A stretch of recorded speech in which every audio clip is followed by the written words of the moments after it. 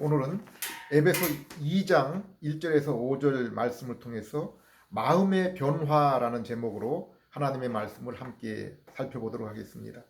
어릴 적 마당 곳곳에서 돌아다니던 병아리들이 하늘의 소울개나 강아지의 위협이 있으면 이내 암탉의 품으로 재빨리 뛰어 숨는 모습을 종종 보곤 했습니다.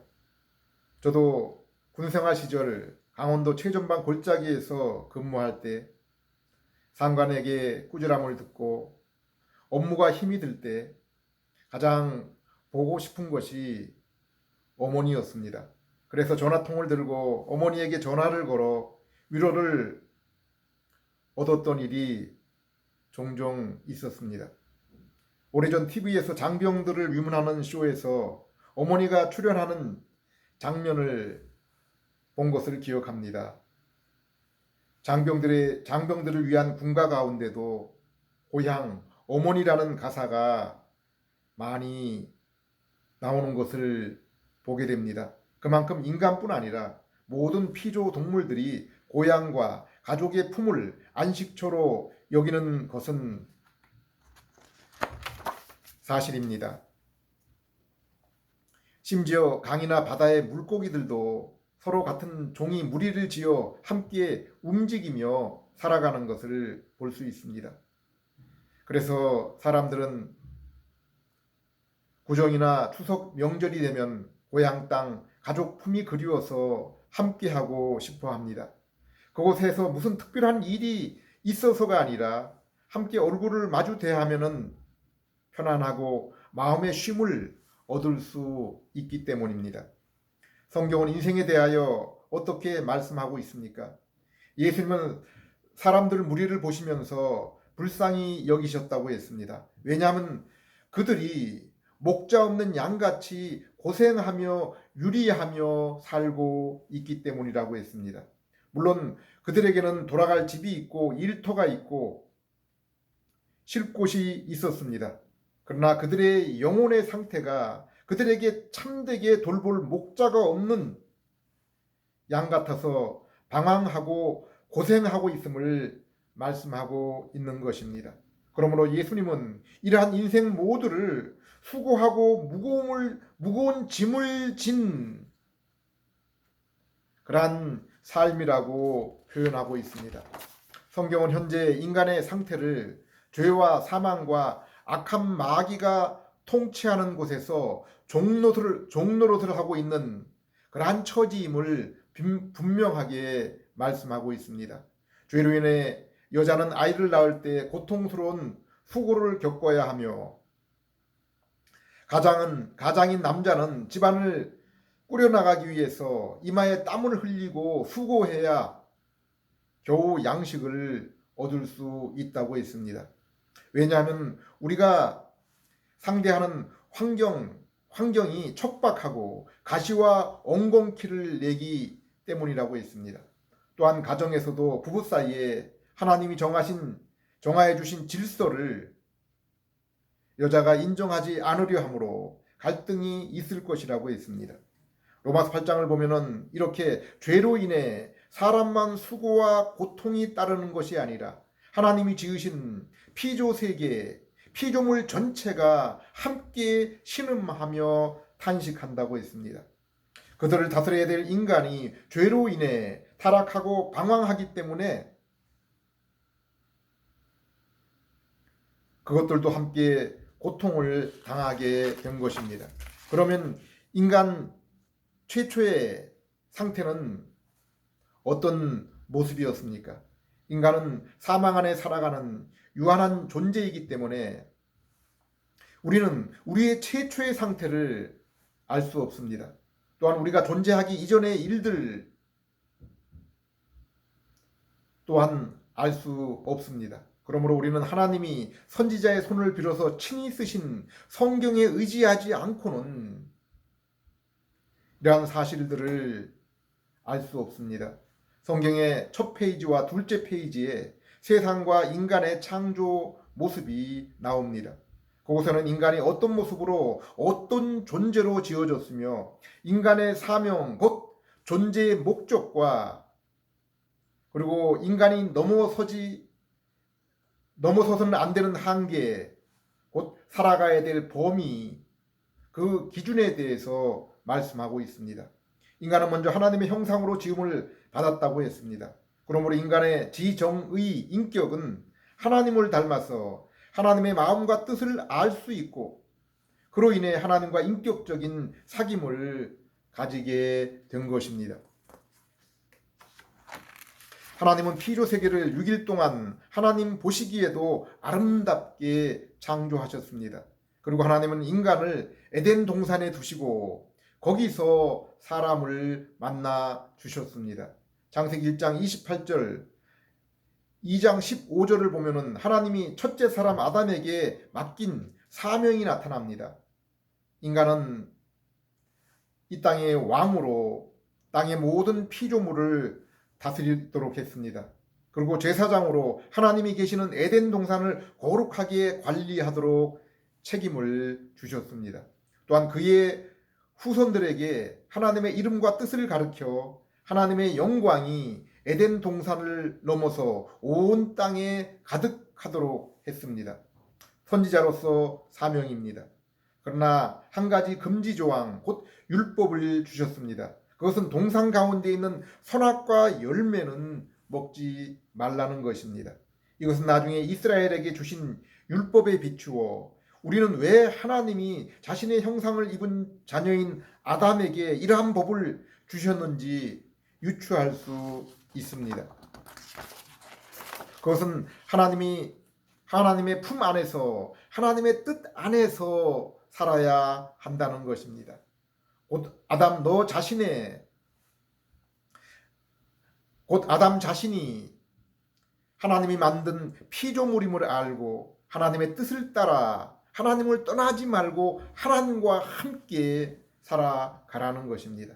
신약 성경에서 우리는 경건이라는 용어를 이것의 의미로 사용하는 것을 볼 수 있습니다. 우리가 성경 전체를 읽어보면 하나님이 아담에게 주신 존재와 피조 세계는 하나님이 원래 계획하신 더 온전한 세계를 주시기 위한 가변적인 세상과 그리고 인간의 존재임을 알 수 있습니다. 아담이 하나님의 뜻을 따라 선악과 계명을 준수하고 그리하여 사명을 이루고 온 땅에 그의 후손들이 하나님의 이름을 찬송하게 될 때, 그때 아담과 더불어 온 인류를 더욱 온전한 존재, 곧 예수님과 같은 모습으로 하나님과 천사들과 함께 영생과 안식을 누리도록 하시기 위함입니다. 우리는 그것을 생명나무와 하나님이 세상의 창조를 마친 후에 7일째 되는 날을 안식한 일에서 발견할 수 있습니다. 그리고 요한계시록 21장 22장에서 그 모습이 어떤 모습인지를 구체적으로 우리에게 알려주고 있습니다. 그러나 아담은 거룩하지 못한 존재가 에덴에 침입하는 것을 막지 못했고 피조물인 뱀을 다스리지 못하고 도리어 그의 말에 귀를 기울이고 종노릇을 하여 마침내 선악과를 따먹고 말았습니다. 그리하여 하나님의 경고대로 에덴 동산을 쫓겨나고 하나님과의 교제의 단절과 사망이 찾아오게 된 것입니다. 우리는 이러한 모습을 복음서의 탕자의 모습에서 찾아볼 수 있습니다. 둘째 아들인 탕자는 아버지에게 자신의 목을 요구하여 아버지 곁을 떠나 자신의 눈에 보기 좋은 세상으로 나가 독립하여 살았습니다. 그러나 하나님은 아담을 동산에서 내시기 전에 죄로 인해 부끄러워하는 아담에게 짐승의 희생으로 옷을 마련하여 죄의 수치를 감추게 하셨습니다. 그리고 창세기 3장 15절에 여인의 후손을 통해 사단을 이기고 하나님과 다시 만날 구원에 대해서 약속하셨습니다. 탕자에게도 아버지는 고향에 여전히 계시며 탕자의 돌아올 날만을 손꼽아 기다리고 있었습니다. 하나님은 이처럼 아담과 탕자에게 하나님께 돌아갈 길을 마련해 놓으신 것입니다. 아담이 낙원에서 하나님과의 교제, 하나님의 품속에 살다가 그곳에서 쫓겨나 하나님 없는 세상, 곧 죄와 사망과 마귀가 주관하는 세상에 살면서 얼마나 하나님 품이 그리웠겠습니까? 타락후 하나님이 그의 아내와 첫 아들의 이름을 짓고 영의 아들인 셋을 낳은 후 그 이름을 지은 것을 보면은 그가 얼마나 하나님의 품과 교제를 사모했는지를 알 수 있습니다. 아내의 이름을 모든 산자의 어미라는 의미로 지었습니다. 첫 아들 가인을 지을 때도 하나님으로 말미암아 아들을 얻었다고 했습니다. 영적인 참된 아들 셋을 낳을 때도 하나님이 죽은 아벨 대신 내게 주신 아들이라고 했습니다.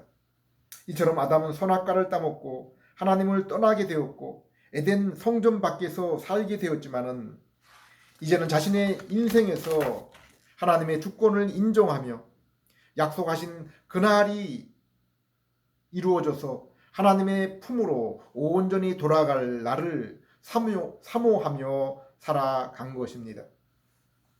하나님은 하나님이 주인이 아니라 자신이 주인이 되며 거짓인 마귀를 섬기고 살아가는 죄악된 세상에서 아브라함과 이스라엘을 불러내셨습니다. 왜 우리 인생에서 하나님이 먼저 찾아오셔서 우리를 부르지 않으시면 우리가 하나님께 나아갈 수 없게 된 것입니까? 에베소 2장 1절에는 선악과를 따먹은 죄를 범한 아담과 그의 후손들은 이미 영적으로 하나님과의 관계에 있어서 죽었다라고 말씀하고 있습니다. 우리는 태어나면서부터 아담이 지은 원죄를 물려받아서 죄성을 가지고 있고 또한 우리 각자 인생을 살면서 스스로 죄를 지어서 곧 자범죄를 쌓아가고 있는 것입니다. 에베소 2장 1절에서 3절 그는 허물과 죄로 죽었던 너희를 살리셨도다. 그때 너희는 그 가운데서 행하여 이 세상 풍조를 따르며 공중 권세 잡은 자를 따랐으니 곧 지금 불순종의 아들들 가운데 역사하는 영이라. 전에는 우리도 다 그 가운데서 우리 육체의 욕심을 따라 지내며 육체와 마음에 원하는 것을 하여 다른 이들과 같이 본질상 진노의 자녀이었더니. 여기 죄는 원죄, 허물은 우리 스스로 지은 자범죄로 볼 수 있습니다. 그런데 이렇게 죄로 인해 죽어 있는 우리 모두는 이렇게 영적으로는 하나님에 대해 죽어 있지만은 육적으로는 엄연히 살아있는 것을 알 수 있습니다. 그래서 그 육적으로 살아있는 자들이 어떤 모습으로 살아가고 있다고 했습니까? 이 세상의 풍조를 따르며 공중 권세 잡은 마귀를 따르며 육체의 욕심을 따라 육체와 마음에 원하는 것을 하며 살아가고 있다고 했습니다. 이 모습에 대해서 좀 더 구체적으로 야고보 3장 13절에서 16절까지 이것을 설명하고 있습니다. 이러한 모든 것이 무엇이라고 했습니까? 세상적이고 정욕적이요 마귀적인 것이라고 했습니다. 세상으로부터 오는 것과 위로부터 오는 것을 분명하게 구별하여 말씀하고 있습니다. 로마 3장 10절 이후에는 아담 이후의 모든 후손 곧 모든 죄인에게는 스스로 깨달아서 하나님을 찾는 자, 회개하는 하나님 앞에 의인은 하나도 없다고 했습니다. 하나님은 아담 이후 범죄한 인류에게 그러므로 먼저 찾아오셨습니다. 먼저 세세기에 찾아오셔서 하나님의 이름을 알려주시고 부르게 하셨습니다. 아담의 후손 가운데 셋이 비로소 하나님께 그러므로 예배를 드리기 시작한 것입니다. 그 이후 에녹을 불러서 하나님이 이 땅에서 300년 동안 경건의 삶을 통해서 하나님과 동행하게 하셨습니다. 노아를 불러서 의롭게 하셨습니다. 히브리서 11장을 보면은 노아가 그 시대에 하나님 앞에 의롭게 인정을 받은 것은 오직 믿음 때문인 것을 알 수 있습니다. 그리고 홍수 이후에도 여전히 세상은 타락한 그 상태에 있었습니다. 홍수 이후에도 세상이 여전히 변함이 없었던 이유가 무엇이라고 했습니까? 창세기 8장 21절, 이는 사람의 마음에 계획하는 바가 어려서부터 악함이라. 보십시오. 저 바벨탑을 세운 악한 족속들 가운데 아브라함을 불러내시고 약속을 따라 그의 후손을 큰 민족을 이루게 하시고 그들을 애굽에서 구원해 내었지만은 하나님의 택하신 아브라함의 후손 이스라엘의 모습은 어떠했습니까? 출애굽기 19장 6절 7절을 보면은 하나님은 이스라엘을 온 세상에 하나님의 복음을 전하는 제사장 민족, 거룩한 백성으로 세워 주시겠다고 말씀하시고, 그것을 위해서는 먼저 너희가 시내산에서 주는 율법을 지켜야 한다고 했습니다. 이것은 아담에게 사명을 주시고 선악과를 먹지 말라는 계명을 주신 것과 똑같은 것입니다. 그러나 이스라엘은 그들이 죄악된 애굽에서 하나님의 놀라운 구원의 손길, 어린 양의 보혈을 보고 또 광야에서 성막 가운데서 솟아오르는 구름기둥, 불기둥에 하나님의 임재와 성령님의 인도하심을 보고도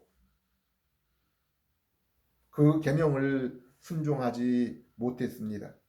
약속의 땅에 들어간 이스라엘 후손 또한 율법을 지키지 못해서 약속대로 이방 땅으로 쫓겨났습니다. 그들이 그렇게 된 이유가 무엇입니까? 모세는 이러한 이유를 하나님이 주신 율법이 돌판과 문서에는 쓰여졌지만 그들 각자의 마음에 심겨지지 않았기 때문이라고 했습니다. 그래서 로마서 9장에서 바울은 비록 이스라엘이 바다의 모래알처럼 많을지라도 오직 남은 자만이 구원을 얻을 것이라고 했습니다. 히브리서 11장을 보면은 예수님 오시기 전 아벨, 에녹, 노아, 아브라함 등 수많은 사람들이 하나님께 구원을 얻고 의롭게 여겨졌습니다. 어떻게 그렇게 되었습니까? 오직 믿음으로 그렇게 되었습니다. 그들의 마음판에 그러므로 하나님의 말씀이 새겨져서 그들의 삶은 이 땅에서 나그네로 살았으며 본향을 바라보고 사는 그러한 순례자의 인생을 살아간 것입니다. 광야에서 율법을 받은 이스라엘 가운데도 오직 마음의 말씀이 새겨진 중생한 이스라엘만이 하나님의 율법의 말씀을 기뻐하며 주야로 묵성하며 순종하며 살 수 있었던 것입니다. 혹시 율법을 범하여 그들이 죄를 지을지라도 짐승의 피로 나타난 예수님의 보혈을 의지하고 참 제사장이신 예수님을 의지하여 회개하고 날마다 하나님 앞에 나아올 수가 있었던 것입니다. 갈라디아 3장 11절, 하나님 앞에 아무도 율법으로 말미암아 의롭게 되지 못한다고 했습니다. 의인은 오직 믿음으로만 살게 된다고 했습니다. 아담도 아브라함과 이스라엘도 율법과 그리고 자신의 힘과 노력으로는 결코 하나님 앞에 의롭게 되어 하나님과 온전한 그 교제의 관계를 이룰 수가 없었던 것입니다. 그래서 하나님은 아브라함, 모세, 다윗 그리고 선지자들에게 언약을 주신 것입니다. 그리고 이 모든 언약은 오직 한 분, 우리 죄를 위해 십자가를 지시고 부활하신 예수님을 가리키고 있는 것입니다. 오직 예수님만이 우리의 죄를 사하시고 하나님의 요구하신 의를 대신 이루셔서 우리의 구원을 성취하신 것입니다. 하나님과의 그 관계를 바르게 해주시는 것입니다. 요한복음 5장 39절에 예수님 스스로 너희가 영생을 얻기 위해서 성경을 묵상하거니와 이 성경이 바로 나에 대해서 말씀한 것이라고 했습니다.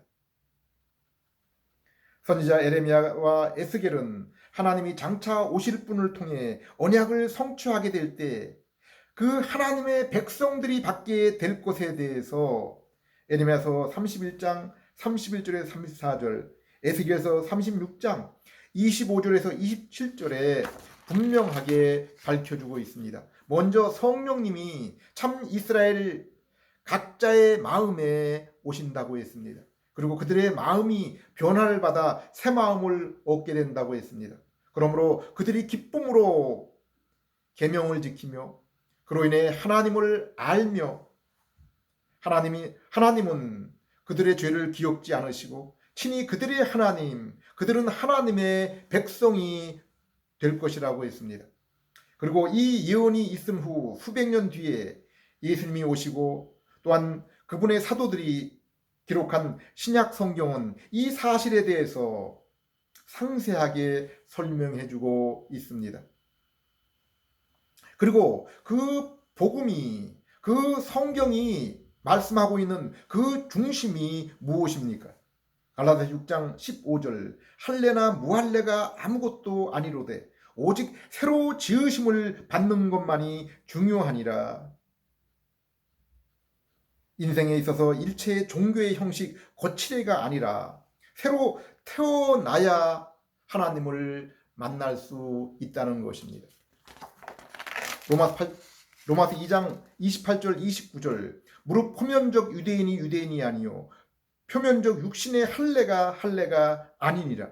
오직 이면적 유대인이며 할례는 마음에 할지니 영에 있고 율법의 조문에 있지 아니한 것이니라. 그 칭찬이 사람에게서가 아니요 다만 하나님에게서니라. 이 말씀은 우리가 성령님에 의해서 우리의 마음판에 하나님의 말씀이 새겨져서 하나님과 하나님의 말씀을 기뻐하는 마음의 변화, 곧 새 마음을 받아야 한다는 것입니다. 고린도서 5장 17절에 이것은 하나님의 첫 창조, 곧 세상과 아담을 창조한 것 같은 그것은 분명히 새로운 창조라고 말씀하고 있습니다. 그런즉 누구든지 그리스도 안에 있으면 새로운 피조물이라. 이전 것은 지나갔으니 보라 새 것이 되었도다. 죄인이 그리스도 예수를 믿어서 구원을 얻는 것, 이것을 새로운 창조다라고 말씀하고 있는 것입니다. 에베소 2장 4절 5절을 보면은 죄와 허물로 하나님께 영적으로 죽은 우리들이 어떻게 살게 되었는지 말씀하고 있습니다.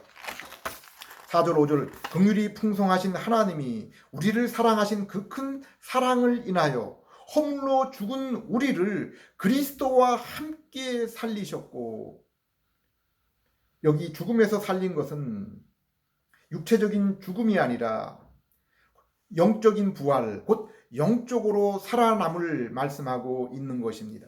2절 3절에 그들은 죄로 죽었지만은 그들은 여전히 육신으로 살아 있기 때문입니다. 그러므로 예수님 안에서 하나님의 은혜로 그들이 살아났다는 것은 육체적인 그 탄생을 의미하는 것이 아니라 영적인 탄생, 영적인 살아남을 의미하고 있는 것입니다. 8절에 너희는 그 은혜로 인하여 믿음으로 말미암아 구원을 받았으니 이것은 너희에게서 난 것이 아니요 하나님의 선물이라. 오직 죄로 죽은 영혼은 우리 죄를 대신 지신 예수님의 십자가와 부활을 믿을 때만 살아날 수 있는 것입니다. 그러므로 복음을 들을 때 우리에게 믿음을 주시는 믿음을 주시는 분은 성령님이십니다. 죽은 영혼이 어떻게 복음을 들을 수 있습니까? 성령님이 먼저 우리가 복음을 들을 때 먼저 우리의 영혼을 살리시고 심령의 귀를 열어 주셔야 우리가 그 복음을 듣고 예수님을 믿게 되는 것입니다. 복음서에 나오는 아버지와 두 아들, 곧 탕자 이 얘기는 둘째 아들은 아버지를 떠났다가 세상에서 환난을 경험한 후에 회개하고 마음의 변화를 받아서 아버지께 돌아왔습니다.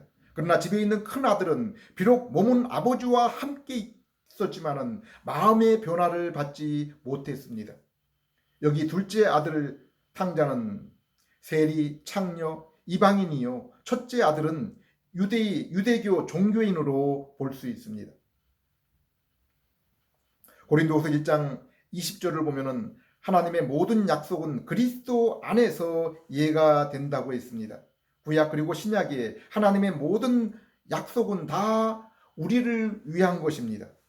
그리고 우리가 믿음으로 예수 그리스도 안에 있을 때 우리가 받게 되는 것입니다. 누리게 되는 것입니다. 요한계시록 1장 5절을 보면은 예수님께서 죽은 자들 가운데 부활하심으로 이제 땅의 임금들의 머리가 되시고 또 우리의 죄를 그의 피로 해방하신 제사장이 되셨다고 했습니다.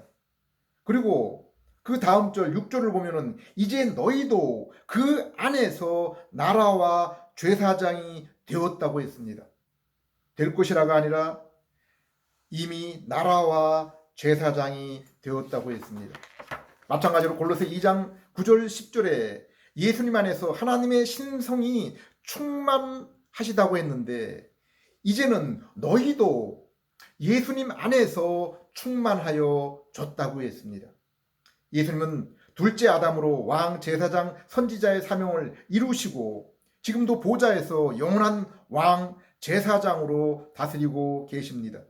또한 베드로전서 2장 9절을 보면 우리 또한 이제 그리스도 안에서 왕, 제사장, 선지자로 그 사명을 감당하고 있는 자들이라고 했습니다.